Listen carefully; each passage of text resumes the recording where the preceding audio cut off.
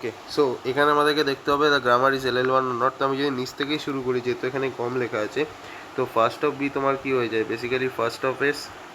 ঠিক আছে, first of এ কী হয়ে যাবে, that will also be first of S, because দেখো দুটোরই ফার্স্ট পজিশনে এসি আছে, তো তার আমার ফার্স্ট অফ এস তো বার করতেই হবে।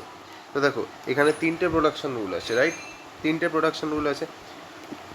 এই প্রোডাকশন রুলের ফার্স্টে কী আছে, স্মল এ, তাহলে সেটা তো থাকবেই।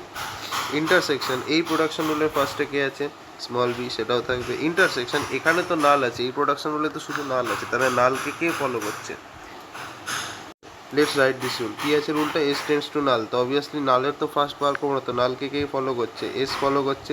এবার এস যেহেতু তোমার স্টার্টিং সিম্বল, তাহলে ওর ফলো সেটেরও ডলার হবেই। ঠিক আছে, তাহলে এই তিনটে যদি আমি ইন্টারসেকশন মারি, তাহলে কী আসছে, A intersection B intersection dollar, which is nothing but phi. তাহলে এখান থেকে আমি যদি পাচ্ছি ফার্স্ট অফ এস, তোমার এখান থেকে ফাই আসছে। সিমিলারলি এখান থেকেও এটা ফাই আসছে, এখান থেকেও এটা ফাই আসছে। So this is LL1।